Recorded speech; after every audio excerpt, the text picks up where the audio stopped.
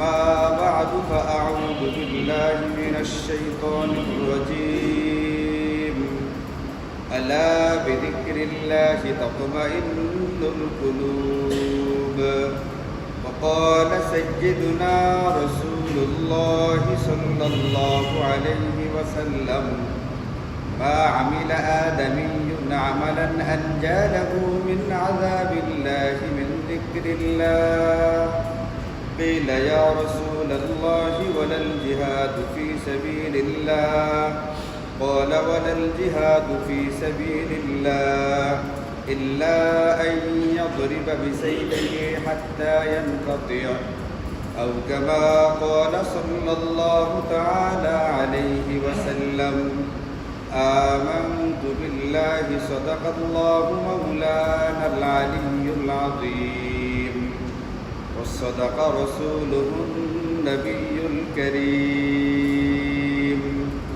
ونحن على ذلك لمن الشاهدين والشاكرين والحمد لله رب العالمين اللهم صل على محمد وعلى آل محمد كما صليت على إبراهيم وعلى آل إبراهيم إنك حميد مجيد اللهم بارك على محمد وعلى آل محمد كما باركت على إبراهيم وعلى آل إبراهيم إنك حميد مجيد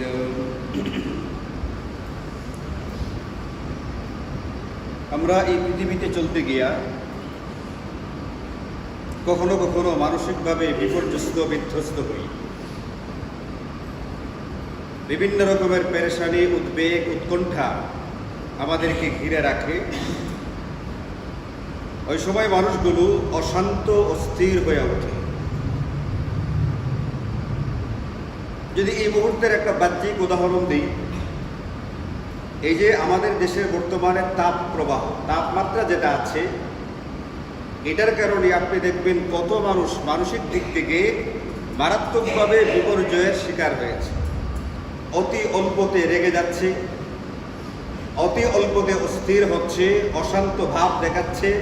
এই যে এমন একটা বিপদ, যে বিপদটা এককভাবে কারো উপরে আসে নাই, বরং মোটামুটি হিসাব করলে সারা দেশের উপর দিয়ে এই প্রবাহ হচ্ছে। এরপরও মানুষ অস্থির হয়, অশান্ত হয়। এমন ব্যক্তি যখন যে কোনো কারণে, এটা ব্যক্তিগত কারণে হতে পারে, এটা পারিবারিক কারণে হতে পারে, সামাজিক কারণে হতে পারে, প্রাকৃতিক কারণে হতে পারে, যে কোনো কারণেই একটা মানুষ যখন মানসিকভাবে বিপর্যস্ত হয়, বিধ্বস্ত হয়, ব্যথিত হয়, যখন তার হৃদয়টা পেরেশান হয়, ওই মুহূর্তে তার এই ব্যথিত হৃদয়টাকে ঠান্ডা করবার জন্যে, অস্থির দিলটাকে স্থির করবার জন্যে, অশান্ত কল্পটাকে শান্ত করবার জন্যে আল্লাহ পাকের পক্ষ থেকে আসমানি যে ব্যবস্থা আমাদেরকে দেওয়া আছে, এই ব্যবস্থার নাম হচ্ছে যিকরুল্লাহ। আল্লাহ কুরআনে বলছেন আলা বিযিকরিল্লাহি তাতমাইন্নুল কুলুব। এই শোনো, আলা মানে শোনো, মনে রেখো, স্মরণে রেখো দুনিয়ার মানুষ, তোমার এই অশান্ত হৃদয়টা, তোমার অস্থির এই যে তোমার যে কলব বা অন্তরটা, এই অস্থির অশান্ত হৃদয়টাকে শান্ত এবং স্থির করবার জন্যে যে জিনিসটা একেবারে অব্যর্থ একটা ঔষধ হিসাবে কাজ করবে, সেটার নাম হচ্ছে আল্লাহ পাকের জিকির। আল্লাহ বলেন যে আলা বিযিকরিল্লাহি তাতমাইন্নুল কুলুব। ও দুনিয়ার মানুষ শোনো, তোমার অশান্ত অস্থির হৃদয়টা প্রশান্ত হবে আল্লাহ পাকের জিকিরের কারণে। আল্লাহ পাকের জিকির, যিকরুন শব্দের অর্থ হচ্ছে স্মরণ করা, আল্লাহকে স্মরণ করা, আল্লাহকে জিকির করা, আল্লাহকে মনে করা, আল্লাহর বিষয়টা আমার মাথার ভিতরে থাকা, যে কোনো ক্ষেত্রে আল্লাহ অভিমুখী হওয়া, আল্লাহর দিকে যেন আমার মনটা মোতাবজ্জ হয়, আল্লাহর দিকেই যেন আমি ফিরি, আমার যে কোনো অসুবিধা, যে কোনো মুশকিল যেন আল্লাহ পাকের কাছ থেকে আমি সমাধান করে নিতে পারি। এক্ষেত্রে সদা সর্বদা দিলটা আল্লাহ পাকের দিকে থাকা, এটার নাম হচ্ছে জিকির বা আল্লাহর স্মরণ। আল্লাহ তাআলা কুরআনুল কারীমে ইরশাদ করেন, ফাযকুরুনি আযকুরকুম, ও দুনিয়ার মানুষ তোমরা আমাকে স্মরণ করো, আমাকে জিকির করো, তাহলে আমি তোমাদেরকে স্মরণ করব, তোমাদের জিকির করব। কথাটার গভীরতা, কথাটার মাত্রাটাকে বোঝার জন্য ব্যক্তির বিবেকটা, মগজটাকে পুরাপুরি কথার দিকে নিতে হবে। আর নতুবা একজন ব্যক্তি বুঝবে না যে এই কথাটার গভীরতা কতটুকু। এটা অতল গভীর একটা কথা। এই গোটা পৃথিবীর, গোটা বিশ্ব জগতের যিনি মালিক তিনি বলছেন, তুমি একজন সাধারণ থেকে সাধারণ ব্যক্তি, এই গোটা মহাবিশ্বের এক প্রান্তের, একটা দেশের, একটা অঞ্চলের একটা নগণ্য ব্যক্তি তুমি। এই ব্যক্তি, নগণ্য ব্যক্তি তুমি যখন এই গোটা মহাবিশ্বের আল্লাহকে স্মরণ করবে, আল্লাহ পাক এটা দেখবেন না যে আমাকে যে স্মরণ করলো সে কি কোনো নগণ্য ব্যক্তি না কোনো নামি দামি ব্যক্তি। আল্লাহ দেখবেন যত নগণ্যই হোক না কেন, এই ব্যক্তি যেহেতু আমাকে স্মরণ করেছে, আল্লাহ বলেন যে আযকুরকুম, এখন আমি তার স্মরণ করতে থাকি। হাদিসে পাকের মধ্যে এটাকে বলে হাদিসে কুদসি। আল্লাহ পাকের বক্তব্যটা নবীজির ভাষায় আমাদের সামনে উপস্থাপন করেছেন, আমাকে জানিয়ে দিয়েছেন নবীজি আল্লাহ পাকের কথাটা, আল্লাহ পাকের মনের বিষয়টা নবীজি আমাদেরকে জানিয়েছে। আল্লাহ তাআলা বলেন, আনা ইনদা যন্নি আবদি বি, আমি আমার বান্দার সাথে সেরূপ আচরণটা করি বান্দা আমার ব্যাপারে যে রূপ ধারণা করে। বান্দা যদি মনে করে যে আল্লাহ আমার ব্যাপারে তেমন কিছু করবে না, জিন্দেগিটা পার হয়ে গেলে কই আল্লাহ তো আমার কোনো কিছু করে দিল না, তাহলে তার জিন্দগিতে কিচ্ছু হবে না। আর সে যদি মনে করে যে না, আল্লাহ এই মুহূর্তে আমাকে এইভাবে রেখেছেন, এটার ভিতরে আমার জন্য খায়ের বা কল্যাণ নিহিত আছে, আমার কখন কোন জিনিসটা লাগবে, কি পরিমাণে দিতে হবে, এটা আমি যতটুকু বুঝি, আমার যে আমার মালিক গোটা দুনিয়ার পাল্লেওয়ালা রব্বুল আলামিন তিনি বেশি জানেন। কাজে আমি যেটা চাচ্ছি এটা এই মুহূর্তে তিনি না দিলেও তিনি যখন দেওয়ার ঠিক সময় মতো তিনি আমাকে দিবেন। কাজে এটা নিয়ে আমার কোনো অভিযোগ নেই, কোনো শেকায়াত নেই। বান্দা যদি এইভাবে আল্লাহর প্রতি একটা সুধারণা পোষণ করে, আল্লাহ তার সাথে সেই রকম আচরণটাই করবেন। বান্দা প্রবলভাবে আল্লাহ পাকের কাছে আশা করতে থাকবে, বান্দা প্রবলভাবে আল্লাহ পাকের উপরে তাওয়াক্কুল করবে। ওয়া তাওয়াক্কাল আলাল আজিজির রাহিম, আল্লাহ চমৎকার বলছেন তোমরা তাওয়াক্কুল করবা ওই আল্লাহর উপরে। ওয়া তাওয়াক্কাল আলাল্লাহ, কোন আল্লাহর উপরে ভরসা করবে? যে আল্লাহর ভিতরে দুটা জিনিস, এক নম্বর আল আজিজ, যিনি পরাক্রমশালী, যিনি সব কিছু করার মতো ক্ষমতা যোগ্যতা রাখেন। এমনটা না যে একটা জিনিস করতে দরকার গোটা পৃথিবীর মানুষ চাইতেছে কিন্তু আল্লাহ পাক পারতেছেন না, নাউজুবিল্লাহ, এরকম অক্ষম আল্লাহ নন। আল্লাহ যা ইচ্ছা তাই করতে পারেন, গোটা পৃথিবীটাকে উল্টায় ফেলতে পারেন। গোটা পৃথিবীর মানুষ যা যা চাইবে সবার সব চাহিদা পূরণ করবার যোগ্যতা আল্লাহ পাকের আছে। এটা হচ্ছে আল আজিজ। দুই নম্বর আর রাহিম। আপনারা জানেন আমাদের পৃথিবীতে বহু মানুষ এরকম আছে যাদের ভিতরে অনেক কিছুর সক্ষমতা থাকার পরেও মানসিকতা না থাকবার কারণে সে দিতে পারে না। কোটি কোটি টাকার মালিক, কিন্তু তার স্বজন চিকিৎসার অভাবে মারা যাচ্ছে। 2-4 লাখ টাকা হলে চিকিৎসা হয়ে যায়। কোটি টাকার মালিক স্বজন তার আত্মীয়টাকে 5 লাখ টাকা দিয়ে সহযোগিতা করার মতো সাহস পায় না। তার ব্যাংকে কোটি টাকা আছে, ব্যাংকে মিলিয়ন টাকা আছে, কিন্তু দেওয়ার মতো কি নেই, সাহসিকতা নেই। আল্লাহ বলছেন না, আল্লাহর যেরকম সামর্থ্য আছে, আল্লাহ এরকম আজিজ, আল্লাহ এরকম আর রাহিম, আল্লাহ পাকের দেওয়ার মানসিকতাও আছে। আল্লাহ পাক দিতেও পারেন, ঠেলে দিতে পারেন, এরকম দেওয়ার মতো মানসিকতা আল্লাহ পাকের আছে। ওই আল্লাহর উপরে ভরসা। দুনিয়ার মানুষ হয়তো কখনো অজস্র সম্পদ থাকবে কিন্তু দেওয়ার মানসিকতা থাকবে না। আবার কারো কারো বেলায় এটা হবে, দেওয়ার মানসিকতা আছে কিন্তু তার কাছে কি নেই, টাকা নাই। আফসোস করে আমার কাছে থাকলে আমি কি করতাম, এটা করে দিতাম। অনেকটা বলতে শুনলাম, হুজুর আমার কাছে টাকা থাকলে এই যে আপনি এত হই হুল্লোড় করেন, এটা নিয়ে আমি আগে আপনাকে করে দিতাম। আমার কাছে কি থাকলে, টাকা থাকলে, টাকা নাই বেচারা কি করতে পারতেছে না, দিতে পারতেছে না। আল্লাহ তাআলা তার মনের ইচ্ছাটাকে পূরণ করে দিই। কিছু করতে না পারলেও সে যে করতে চাইছে, এটার জন্য আল্লাহ তাকে পরিপূর্ণ বদলা দেয়া দিই। চাইছে তো, তার সামর্থ্য কুলাইতে পারতেছে না, চাইছে আমি থাকলে আমি একা করে দিতাম, এটা আপনারা তো কিছু করতে হয়তো না। এই জন্য অনেকের সামর্থ্য থাকে, দেওয়ার ইচ্ছা থাকে না। অনেকের দেওয়ার ইচ্ছা থাকে কিন্তু সামর্থ্য থাকে না। আল্লাহ পাক এই দুই প্রকারের অসুবিধা থেকে মুক্ত। আল্লাহ পাক দেওয়ার সক্ষমতাও রাখেন, আবার আল্লাহ পাক দেওয়ার মানসিকতাও রাখেন। দুটো জিনিস আল্লাহ পাকের আছে। আল্লাহ বলেন যে তোমরা ওই আল্লাহ পাকের উপরে তাওয়াক্কাল কি করো, তাওয়াক্কুল করো, ভরসা করো। এই জন্য আমাদের কোনো ক্ষেত্রে হতাশ হওয়া যাবে না, আল্লাহ সম্পর্কে খারাপ ধারণা পোষণ করা যাবে না। কারণ আল্লাহ আমার সাথে সেরূপ আচরণটাই করবেন আমি আল্লাহ পাকের সঙ্গে যেরকম ধারণা পোষণ করে থাকি। এখন নবীজি বলেন যে আল্লাহ পাক বলতেন, শোনো দুনিয়ার মানুষ, আল্লাহ বলতেছেন আনা ইনদা জন্নি আবদি বি, আমি আমার বান্দার সাথে সেরূপ ব্যবহার করি, ওইরূপ আচরণ করি যেরূপ ধারণা সে আমার প্রতি করে থাকে। ওয়া আনা মাহু ইযা যাকারানি, যাকারা মানে জিকির করা, আল্লাহ বলছেন এটা। এবং বান্দা যখন আমাকে জিকির করে আমি তার সঙ্গে থাকতে থাকি। কথা বুঝলে অনেক ব্যাপার। আল্লাহ বলছেন ব্যক্তি দুনিয়াতে যত নগণ্য হোক না কেন, যত অসুন্দর হোক না কেন, যত দরিদ্র হোক না কেন, যত দরিদ্র দেশেই থাকুক না কেন, বান্দা যখন আমাকে স্মরণ করতে থাকে সেটা যেখান থেকেই হোক না কেন, আল্লাহ বলেন যে ওয়া আনা মাহু, আমি তার সঙ্গে থাকি।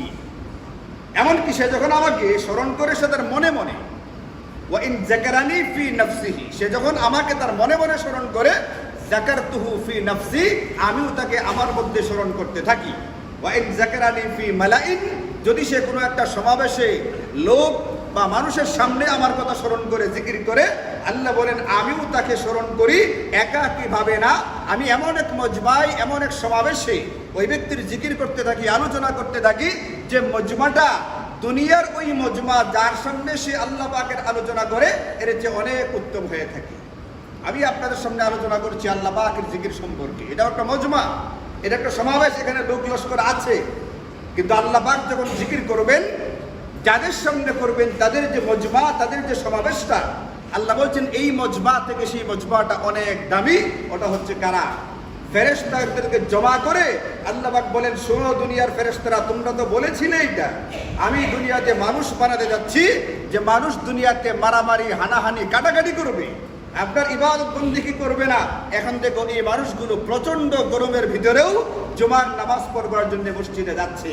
জানে অনেক মসজিদে বাংলাদেশে এসি নাই, ওখানে ফ্যান চলে, ফ্যানের নিচে বসে বসে ঘামে, এরপরেও বহু মুসল্লি নামাজ পড়তে যাচ্ছে না? যাচ্ছে না? বহু মুসল্লি যাচ্ছে। আল্লাহ পাক ডাক দিয়ে ফেরেশতাদেরকে বলেন, দেখো তোমরা বলছিলে খালি মারামারি করবে, তাহলে এই মানুষগুলো কিভাবে এই প্রচন্ড গরমের ভিতরে ঘামতে ঘামতে নামাজ পড়ার জন্য মসজিদে যায়? এই জন্যে ওয়া ইন তাকাররাবা ইলাইয়া শিবরান তাকাররাবতু ইলাইহি জিরাআ, বান্দা আমাকে এক বিগত পরিমাণ স্মরণ করে, এক বিগত পরিমাণ আমার অভিমুখী হয়, আমি বান্দার দিকে এক হাত পরিমাণ এগিয়ে যাই। বান্দা আমার দিকে এক হাত পরিমাণ এগিয়ে আসে, আমি বান্দার দিকে 2 হাত পরিমাণ এগিয়ে যাই। বান্দা যখন আমাকে স্মরণ করতে থাকে হেঁটে হেঁটে, আমি বান্দার দিকে আমার রহমত করিয়া দৌড়াইয়া তার দিকে যেতে থাকি। কথা হচ্ছে এটা, আমি আল্লাহ পাকের জিকির করছি কিনা। আল্লাহ বলছেন তোমার অশান্ত হৃদয়টাকে, অস্থির হৃদয়টাকে শান্ত করবার জন্য, স্থির করবার জন্য অব্যর্থ ওষুধ, যেটা মহা ওষুধ, যেটা আসমানি চিকিৎসা যেটা দেওয়া আছে, এটা হচ্ছে আলা বিযিকরিল্লাহি তাতমাইন্নুল কুলুব। তোমার হৃদয় প্রশান্ত হবে কেবলমাত্র আল্লাহ পাকের জিকির আর আল্লাহ পাকের স্মরণের দ্বারা। এই জন্য আমাকে আপনাকে মনে রাখতে হবে, আমি শুধু এই গরমের জন্য বলছি না, শুরুতেই বলছি আমরা বিভিন্ন সময় বিভিন্ন কারণে অস্থির হই, অশান্ত হই, আমাদের হৃদয় ব্যতীত হয়, বিপর্যস্ত হয়, বিধ্বস্ত হয়, আমাদের হৃদয়টা উদ্বেগ উৎকণ্ঠায় ভুগতে থাকে। এমন একটা পরিস্থিতিতে আমার এই হৃদয়টাকে শান্ত করবার জন্যে, এটার ভিতরে এক প্রকার শান্তি আনবার জন্য যে ওষুধটা আমার ব্যবহার করা লাগবে, এর নাম হচ্ছে যিকরুল্লাহ। এখন যিকরুল্লাহ কি জিনিস, আল্লাহ পাকের জিকির কি জিনিস?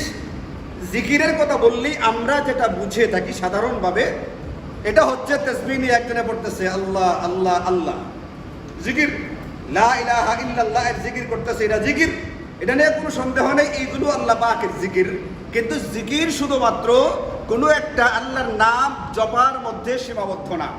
আমাদের ভুলটা হয় এখানে, আমরা শরীয়তের বহু কিছুকে একটা নির্ধারিত রূপ রেখার মধ্যে সীমাবদ্ধ করে ফেলি। এটা ইসলাম বা ধর্মের এক প্রকারের বিকৃতি। আমরা শরীয়তের যে জিনিসটা ব্যাপক আছে, যেটা আম রাখা আছে, ব্যাপক জিনিসটাকে সুনির্দিষ্ট কোনো একটা ক্ষেত্রে, সুনির্দিষ্ট কোনো একটা পদ্ধতির মধ্যে, সুনির্দিষ্ট কোনো একটা রূপরেখার মধ্যে সীমাবদ্ধ করার অধিকার আমরা রাখি না, এই অধিকার আমাদেরকে দেওয়া হয়নি। জিকির জিনিসটাও এটা একটা ব্যাপক জিনিস, এটাকে শুধুমাত্র জপার সাথে খাস করে ফেলবার কোনো সুযোগ নেই, কারণ কুরআন সুন্নাহ জিকির বিভিন্ন ক্ষেত্রে ব্যবহার করেছে। যেমন একটা হচ্ছে এটা, যারা মাত্র বললাম আপনাদেরকে, আল্লাহ আল্লাহ জপতে থাকা, লা ইলাহা ইল্লাল্লাহ, লা ইলাহা ইল্লাল্লাহ এটা জপতে থাকা, এটা একটা জিকির। সুবহানাল্লাহ, আলহামদুলিল্লাহ, আল্লাহু আকবার, এইগুলো বারবার বলতে থাকা, এটা হচ্ছে এক প্রকারের জিকির। এবং এইগুলো সকাল সন্ধ্যা পড়ার দ্বারা, সকাল সন্ধ্যা এইগুলো আমল করার দ্বারা একজন ব্যক্তির জিন্দগিতে কি পরিমাণ প্রশান্তি, কি পরিমাণ সুখ আর শান্তি আনে, যারা এটা নিয়মিত পড়বে তারা এটা অনুধাবন করতে পারবে। আর যে নিয়মিত পড়বে না, একদিন পুরা বোঝার চেষ্টা করবে, সে বুঝতে পারবে না। মারাত্মক ইনফেকশনের রোগীটাকে প্রথম দিন অ্যান্টিবায়োটিক একটা ডোজ দেওয়ার পরেই সে সুস্থ হয়ে যায়, সে বুঝতে পারে এটা 7 দিন, 7 দিন না হলে 14 দিন, 14 দিন না হলে 28 দিন এটার একটা ডোজ চলতে থাকে। এক সময় বুঝতে পারে না ঔষধ আমার ভিতরে কি করতে শুরু করেছে, কাজ করতে। পেশাবের ইনফেকশন হলে অনেক সময় এমন হয় 3 মাস পর্যন্ত ওষুধ খেতে হয়। অবশ্যই ডক্টরের পরামর্শ মতে, নিজের মতো করে না, চিকিৎসকের পরামর্শ মতে অনেক সময় 3 মাস 6 মাস পর্যন্ত যায় পেশাবের ইনফেকশনটাকে নির্মূল করবার জন্যে। একদিনে একটা ডোজ খেলে যেরকম এটাকে বোঝা যায় না, কোনো একজন ব্যক্তি একদিন এটা করার দ্বারা তাৎক্ষণিক হয়তো বুঝবে না, কিন্তু সে আস্তে আস্তে বুঝতে শুরু করবে এই তাসবিহগুলো সকাল সন্ধ্যা পড়ার দ্বারা আমার অশান্ত অস্থির হৃদয়টা কিভাবে আস্তে আস্তে স্থির এবং শান্ত হয়ে আসতেছে। এই জন্য একটা পদ্ধতি হচ্ছে জিকিরের এটা, এই যে আল্লাহ, লা ইলাহা ইল্লাল্লাহ, সুবহানাল্লাহি আলহামদুলিল্লাহ, আল্লাহু আকবার, এই তাসবিহগুলো জপা। 2 নম্বর জিকিরের একটা পদ্ধতি হচ্ছে, জিকির করার একটা সূরত হচ্ছে, ইসলাম আমাদেরকে বলছে আমরা দুনিয়াতে চলতে গিয়া যে কাজগুলো করি এই কাজগুলোর আগে পরে মাসনুন দোয়া আছে। ওই মাসনুন দোয়াগুলো, ওই কাজ যখন করি তার আগে বা পরে পড়ে ফেলা, এটা এক প্রকারের জিকির। এবং এটাও ব্যক্তির জিন্দিগিতে প্রশান্তিকে টেনে আনে। যেমন আমরা যারা মসজিদে প্রবেশ করেছি, এখন করতেছি, তাদের করণীয় হচ্ছে মসজিদে প্রবেশ করতে গেলে কতগুলো সুন্নত আদাব আছে, একটা সুন্নত দোয়া আছে, এইগুলো পড়া, আদাবগুলো রক্ষা লেগে তারপরে মসজিদে প্রবেশ করা। আবার যখন মসজিদ থেকে বের হবে, মসজিদ থেকে বের হওয়ার দোয়া আছে, কতগুলো আদাব বা সুন্নত আছে, এইগুলো রক্ষা করে মসজিদ থেকে বের হবে। এরপরে ব্যক্তি যখন ঘরে ঢুকতে যাবে, ঘরে ঢোকার দোয়া আছে এবং ঘরে ঢোকার কতগুলো সুন্নত বা আদাব আছে, এইগুলো রক্ষা করবে। যখন ঘর থেকে বের হবে তখন ঘর থেকে বের হওয়ার দোয়া পড়বে এবং ঘর থেকে বের হওয়ার সুন্নতগুলো রক্ষা করবে। এরকমভাবে টয়লেটে যখন ঢুকবে, ঢোকার দোয়া আছে, বের হওয়ার পরে দোয়া আছে, খাবারের আগে দোয়া আছে, খাবারের পরে দোয়া আছে, ঘুমানোর আগে দোয়া আছে, ঘুম থেকে জাগ্রত হওয়ার পরে দোয়া আছে, গাড়িতে ওঠার দোয়া আছে, গাড়িতে ওইটা বৈশা পড়ার কি আছে দোয়া। আমি যখন যে কাজটা করি ওই কাজের আগে পরে মাসনুন যে দোয়াগুলো আছে এইগুলো ওই সময়ে পড়া, পাঠ করা, এটাও এক প্রকারের গুরুত্বপূর্ণ জিকির। এটার মধ্য দিয়ে ব্যক্তি আল্লাহকে স্মরণ করে, আল্লাহকে জিকির করে। এইগুলো আমাদের কথা বলা আছে এবং আমাদেরকে সুফিয়ানে কেরাম বলেন এই কথাটা, যদি কোনো ব্যক্তি 3টা সুন্নতের উপরে আমল করতে শুরু করে, এই ব্যক্তির গোটা জিন্দিগিটা আস্তে আস্তে সুন্নতময় হয়ে উঠবে। এই ব্যক্তির জিন্দিগি সুন্নতের বাহিরে কোনোভাবেই যাবে না। আর যে ব্যক্তির জিন্দিগিটা সুন্নতের ভিতরে থাকে, এই ব্যক্তিটার কাছে কোনো রকমের কোনো পীরের খেলাফত না থাকলেও এই ব্যক্তি মহা বুজুর্গ, এইটা আল্লাহ পাকের ঘোষণা। আর যে ব্যক্তির জিন্দিগিতে সুন্নতের পরিপন্থী কোনো কিছু থাকবে, যে ব্যক্তির জিন্দিগিতে শরীয়তের পরিপন্থী কোনো কিছু থাকবে, এই লোকের কাছে 10 জন পীরের খেলাফত থাকলেও এই ব্যক্তি বুজুর্গ না, এই ব্যক্তি আল্লাহ পাকের ওয়ালি না। আল্লাহ পাকের ওয়ালি হওয়ার জন্য কি লাগবে? এটা আল্লাহ কুরআনুল কারীমে এবং নবীজি সাল্লাল্লাহু আলাইহি ওয়াসাল্লাম হাদিসে পাকের মধ্যে বলে দিয়েছেন, আল্লাহু ওয়ালিয়্যুল্লাযীনা আমানু। এরকম ভাবে বিভিন্ন আয়াত আল্লাহ বলে দিয়েছেন আল্লাহর ওয়ালি কারা। ওয়ালি শব্দটি আল্লাহ ব্যবহার করেছেন। আল্লাহর ওয়ালি কারা? যার ভিতরে শরীয়ত পরিপন্থী, সুন্নাহ পরিপন্থী কোনো কিছু নাই, এই ব্যক্তি হচ্ছে বুজুর্গ, এই ব্যক্তি ওয়ালি, এই ব্যক্তি আল্লাহওয়ালা। আর যে ব্যক্তির মধ্যে শরীয়তের পরিপন্থী যে কোনো কিছু পাওয়া যাবে, এই ব্যক্তি যত বড় জুব্বা পরুক না কেন, যত বড় পাগড়ি লাগাক না কেন, যতগুলো খেলাফতের সনদ দেখাক না কেন, কুরআন সুন্নাহর দৃষ্টিতে এই ব্যক্তিটা আল্লাহ পাকের ওয়ালি নয়।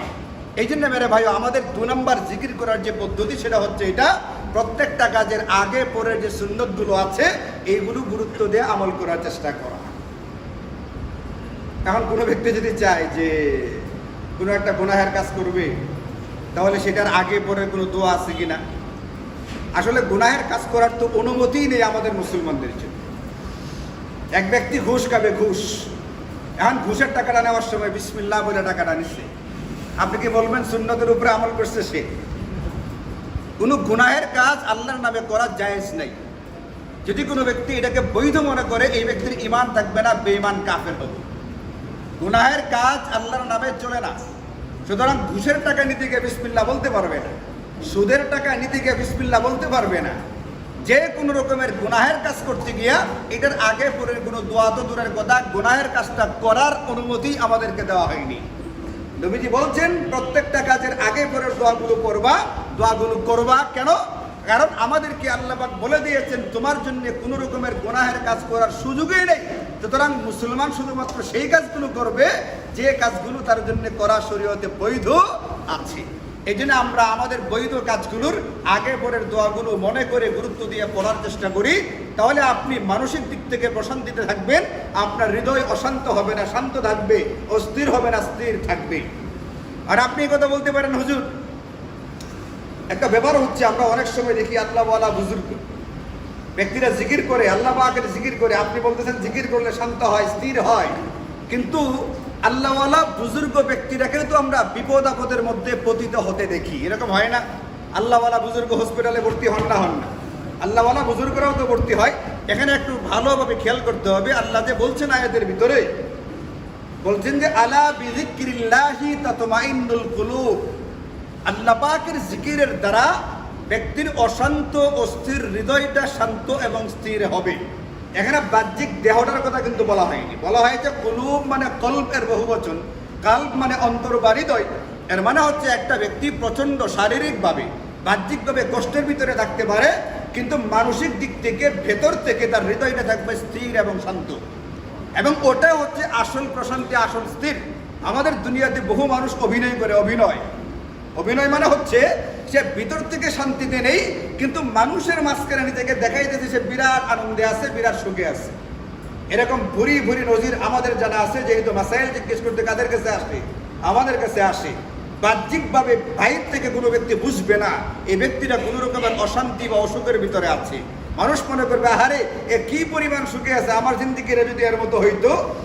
কিন্তু তার ভিতরে দাউ দাউ করে জ্বলা আগুনটা যদি আপনি দেখতে পারতেন, তখন আপনি বুঝতেন আপনি তার চেয়ে কত গুণে বেশি ভালো আছেন। এই জন্য মূলত বাহিরের ভালোটা ভালো না, মূলত ভেতরের ভালোটা হচ্ছে ভালো। ভেতর দিক থেকে আমি কোনো রকমের শান্তিতে আছি কিনা, সুখে আছি কিনা, এটা দেখার বিষয়। বাহ্যিকভাবে আমার কোনো কষ্ট থাকতে পারে, সেটা কোনো অসুবিধা নেই। আমি আপনাদেরকে উদাহরণ দিয়েছিলাম সাইয়্যিদুনা হযরতে ইব্রাহিম আলা নবিয়্যিনা ওয়া আলাইহিস সালাতু ওয়াস সালামের কথা। যদি আপনাদের মনে থাকে, সারা দুনিয়ার মানুষ দেখতেছে ইব্রাহিমকে কোথায় ফেলা হয়েছে, অগ্নিকুণ্ডে নিক্ষেপ করা হয়েছে, অথচ সেই ইব্রাহিম সেখান থেকে বের হয়ে বলেন আমার জিন্দিগির সবচেয়ে শান্তির দিনগুলো পার হয়েছে কোথায়? যে দিনগুলো আমি আগুনের ভিতরে ছিলাম, সেই দিনগুলো ছিল আমার সবচেয়ে সুখ আর শান্তির। কাজে বাহ্যিক দিক থেকে বিবেচনা করা যাবে না। এই জন্য আল্লাহ বলছেন আলা বিযিকরিল্লাহি তাতমাইন্নুল কুলুব, প্রকৃতির নিয়মে আল্লাহ পাকের তাকদীর অনুযায়ী কোনো ব্যক্তি দুনিয়াতে বাহ্যিকভাবে পেরেশান হতে পারে, অসুখ বিসুখের ভিতরে পড়তে পারে, মামলা মোকদ্দমায় জড়িত হতে পারে, বিভিন্ন রকমের উদ্বেগ উৎকণ্ঠায় থাকতে পারে, সন্তানের পেরেশানি, বিয়ে হচ্ছে না এই পেরেশানি, চাকরি বাকরি হচ্ছে না এই পেরেশানি, অর্থের সংকট এই পেরেশানি, বিভিন্ন রকম পেরেশানি থাকবে। কিন্তু জিকিরের কারণে যেটা হবে, ভিতর থেকে সে থাকবে একেবারে কিসের মতো? গভীর বিশাল সমুদ্রের মতো স্থির এবং শান্ত। এই জিনিসটা আল্লাহ পাক তার হৃদয়ে ঢেলে দিবেন। আলা বিযিকরিল্লাহি তাতমাইন্নুল কুলুব। এদের আল্লাহ বলছেন জিকিরের দ্বারা তোমার অশান্ত অস্থির হৃদয়টা শান্ত এবং স্থির হবে। বাহ্যিকভাবে কোনো অসুবিধা থাকলে থাকতেও পারে। যেমন এখন যে গোটা দুনিয়াতে, বাংলাদেশে বিশেষ করে গরম পড়ছে। আচ্ছা, আমাদের বাংলাদেশে কি আল্লাহর ওলি নাই? কোনো একবারে ওলি মুক্ত নাকি আল্লাহর ওলি আছে? তো তাদেরকে গরমে কষ্ট হচ্ছে না? হচ্ছে না, গরমে কষ্ট হচ্ছে। বাহ্যিকভাবে কষ্ট হচ্ছে প্রকৃতির নিয়ম অনুযায়ী, কিন্তু ভেতরগত দিক থেকে কেউ অস্থির অশান্ত আর কেউ স্থির এবং শান্ত। এই জন্য 2 নম্বর জিকিরের পদ্ধতিটা হচ্ছে প্রত্যেকটা কাজের আগে পরের মাসনুন দোয়াগুলো মুখস্থ করা চাই, এইগুলোর উপরে আমল করা চাই। ঘর থেকে বের হওয়ার সঙ্গে সঙ্গে পড়বেন বিসমিল্লাহি তাওয়াক্কালতু আলাল্লাহ লা হাওলা ওয়ালা কুওয়াতা ইল্লা বিল্লাহ। বিধ্বস্ত হবে 242 জনকে নিয়ে, কিন্তু আপনি নিরাপদে ওই বিমান থেকে বের হয়ে আসবেন। ইন্ডিয়া থেকে লন্ডন যেতে 9.5 ঘন্টা লাগে। একটা টানা সফর করবে বিমানটা, মাঝখানে কোনো বিরতি নেই। এটা 9.5 ঘন্টা চলতে গিয়ে যে পরিমাণ জ্বালানির প্রয়োজন হয়, এই পরিমাণ জ্বালানি নিয়েই বিমানটা উড়বে। এরপরও যদি তকদীরের ফাইসালা অনুযায়ী, প্রকৃতির নিয়ম অনুযায়ী যদি বিমানটা বিধ্বস্ত হয়, আপনি যদি ঘর থেকে বের হওয়ার সময় ওই নিরাপত্তার দোয়াটা পরে ঘর থেকে বের হন, বিমানটা দাউ দাউ করে জ্বলবে, কিন্তু আপনি ওখান থেকে জীবন্ত জীবিত নিরাপদে বের হয়ে আসবেন ইনশাআল্লাহ। কিন্তু আমরা তো ঘর থেকে বের হওয়ার সময় দোয়াটা পড়ি না। অসুবিধাটা তো এইখানে, আপনি ঘর থেকে পড়ে বের হন, এরপরে দেখেন আল্লাহ পাক আপনাকে বের করতে পারেন কি পারেন না। গতকালকে একজন বের হয়েছে হিন্দু, একজন বের হয়েছে, সে আবার কোন ধর্মে? তো আল্লাহ যদি হিন্দুটাকে বাঁচাইতে পারে, যে হিন্দু আল্লাহকে মানে না, যে হিন্দু আল্লাহর গোলামি করে না, ওই হিন্দুকে যদি আল্লাহ পাক রক্ষা করতে পারেন, তাহলে যে আল্লাহকে মানে, যে আল্লাহর জিকির করে, আল্লাহকে তাকে রক্ষা করতে পারবেন না পারবেন না? আল্লাহ রক্ষা করতে পারবেন। এই জন্য মেরে ভাইও প্রত্যেকটা কাজের আগে পরের দোয়াগুলো পড়ার চেষ্টা করি। 3 নম্বরও জিকির কাকে বলে? আমরা যত রকমের ইবাদত বন্দেগী করি সবগুলোই আল্লাহ পাকের জিকির। যেমন ধরেন নামাজ, নামাজের ব্যাপারে আল্লাহ কুরআনুল কারীমে বলেন, ওয়া আকিমিস সালাতা ইন্নাস সালাতা তানহা আনিল ফাহশাই ওয়াল মুনকার ওয়া লা যিকরুল্লাহি আকবার। তুমি নামাজ পড়ো, নামাজ কায়েম করো, নামাজ তোমাকে সকল প্রকার মন্দ এবং অশ্লীল কাজ থেকে বাঁচিয়ে রাখবে। আর নামাজ পড়ার মধ্য দিয়ে তুমি আল্লাহর যে জিকিরটা করো, এই জিকিরটা হচ্ছে সবচেয়ে বড় বিষয় তোমার জিন্দেগিতে। আপনি বলেন নামাজ শুরু হয় কি দিয়া? নামাজ শুরু হচ্ছে কি দিয়া? আল্লাহু আকবার। নামাজ শুরু হয়েছে না হয়েছে না? আরে তাকবীরে তাহরিমাটা কি বলি আমরা? এটা আল্লাহ পাকের জিকির। তাকবীরে তাহরিমার পরে কি পড়া হয়? সানা সুবহানাকাল্লাহুম্মা ওয়া বিহামদিক, কার জিকির হইতেছে? এরপরে আউযু বিল্লাহ বিসমিল্লাহ পড়া, ওই বিসমিল্লাহর মধ্যে তো কার নামই বলা হইতেছে? সূরা ফাতিহা আল্লাহ পাকের জিকির। এরপরে কুরআনুল কারীমের তেলাওয়াত আল্লাহ পাকের জিকির। রুকুতে যাবেন কি বইলা? রুকু থেকে পড়বেন যেটা, ওটাকে রুকুতে সুবহানাল্লাহ হয়ে যাবে, আল্লাহু আকবার বলে রুকুতে যেতে হবে। রুকু থেকে পড়বেন কি? সুবহান রাব্বিয়াল আযীম। সব আল্লাহ পাকের জিকির। গোটা নামাজটা হচ্ছে জিকিরময়, পুরো জিনিসটা একটা জিকির। এই জন্য আল্লাহ বলেছেন নামাজ হচ্ছে সবচাইতে বড় জিকির। আর একজন ব্যক্তি নামাজ পড়ে 5 ওয়াক্ত, আপনি বলেন জীবনে জিকিরই করে না। নামাজ যে পড়তেছে 5 ওয়াক্ত, ওটা কি? সবচেয়ে বড় জিকির। কাজে আমরা যত রকমের ইবাদত বন্দেগী করি, কোরআন সুন্নাহ বলে এই সবগুলোই আল্লাহ পাকের জিকির। এই জন্য ইবাদত বন্দেগী যেগুলো আমাদের উপরে অর্পিত আছে, ফরজ, ওয়াজিব, সুন্নতে মুআক্কাদা, এইগুলো অতি অবশ্যই গুরুত্ব দিয়ে আদায় করি। সুন্নত মুস্তাহাবগুলো যার যার সামর্থ্য এবং সুযোগ অনুযায়ী কিছু কিছু করার চেষ্টা করি। একেবারেই এইগুলো থেকে বিরত হয়ে গেছি এরকমটা যাতে না হয়। এবং 4 নম্বর হচ্ছে আল্লাহ পাকের হুকুমকে গোটা জিন্দেগিতে মেনে নেওয়া, এটা একটা জিকির। আল্লাহ পাকের হুকুম যেটা যেখানে আছে ওটাকে বিনা শর্তে, বিনা দ্বন্দ্বে, বিনা শর্তে মেনে নেওয়া, বিনা সন্দেহে, কোনো রকমের সন্দেহ সংশয় ছাড়া আল্লাহ পাকের হুকুমটা মেনে নেওয়া, এটার ভিতরে কল্যাণ আছে, বিশ্বাসটা করা, এটাও একটা আল্লাহ পাকের জিকির। এমন একজন ব্যক্তি মানে যে আল্লাহ পাকের হুকুম হচ্ছে 5 ওয়াক্ত নামাজ পড়তে হবে, এই 5 ওয়াক্ত নামাজ পড়ার হুকুমটা সে মেনে নিচ্ছে। কিন্তু আল্লাহ পাকের একটা হুকুম হচ্ছে আব্দুর রহমান মারা গেলে আব্দুর রহমানের ছেলে আব্দুর রহমানের মেয়ের সম্পত্তির ডাবল পাবে, এটাও আল্লাহ পাকের হুকুম। এটা আবার সে কি করতে রাজি না, মানতে রাজি না। এই ব্যক্তির জিন্দেগিতে আল্লাহ পাকের জিকির নাই। কারণ যে আল্লাহর কোনো হুকুম মানে, কোনোটা মানে না, এই ব্যক্তি মূলত ইমানদার থাকে না, এই ব্যক্তি মূলত মুরতাদ বা কাফের হয়ে যায়। তার জিকির করতে গিয়ে আসবে। এই জন্য হযরত সাঈদ ইবনুল জুবায়ের রাহিমাহুল্লাহ বলছেন, যে ব্যক্তির জিন্দেগিতে আল্লাহ পাকের হুকুমগুলো মানার মানসিকতা নাই, এই ব্যক্তি বৈশা সারাদিন তাসবিহ পড়লেও এই ব্যক্তি জিকিরকারী না। জিকিরকারী হইতে গেলে জিন্দেগিতে আল্লাহ পাকের হুকুমগুলোকে মানতে হবে। এবং 5 নম্বর হচ্ছে আমার দৈনন্দিন কিছুটা সময় কুরআনুল কারীমের তেলাওয়াত হওয়া চাই। উতলু মা উহিয়া ইলাইকা মিনাল কিতাব, তোমার প্রতি যে কিতাব নাজিল করা হয়েছে ওটা তুমি তেলাওয়াত করো। এইভাবে আমরা আমাদের জিন্দেগিটাকে জিকিরময় করতে পারি। আমরা নিজের জিন্দেগির ভিতরে জিকিরকে আনতে পারি, যে জিকিরের দ্বারা আমার অস্থির অশান্ত হৃদয় মনটা শান্ত এবং স্থির হবে ইনশাআল্লাহ। কিভাবে? 1 নম্বর তাসবিহাতগুলো সকাল সন্ধ্যা আমল করা চাই। 2 নম্বর প্রত্যেকটা কাজের আগে পরের দোয়াগুলো, সুন্নত দোয়াগুলো পড়া চাই। 3 নম্বর আমার আপনার উপরে যে সমস্ত ইবাদত বন্দেগী অর্পিত আছে এইগুলো সময় মতো আদায় করা চাই। এবং 4 নম্বর আল্লাহ পাকের হুকুমকে যেটা যেখানে আছে ওইভাবে মেনে নেওয়া চাই। এবং 5 নম্বর আমার জিন্দেগিতে 24 ঘন্টার ভিতরে 2-4-10 মিনিটের জন্য হলেও কুরআনুল কারীমের তেলাওয়াত করা চাই। এই সবগুলো পদ্ধতি আল্লাহ পাকের জিকিরের পদ্ধতি। এই জিকিরগুলোর দ্বারা আমি আপনি ইনশাআল্লাহ একটা সুখ এবং শান্তির জিন্দেগি হাসিল করতে পারি। আল্লাহ তাআলা আমাদের সকলকে তৌফিক দান করুন। ওয়া আখিরু দাওয়ানা আলহামদুলিল্লাহি রাব্বিল আলামিন।